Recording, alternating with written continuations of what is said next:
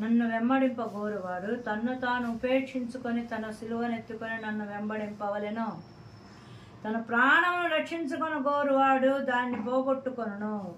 నా నిమిత్తము సువార్త నిమిత్తమును తన ప్రాణమును పోగొట్టుకొనివాడు దాన్ని రక్షించుకొనును.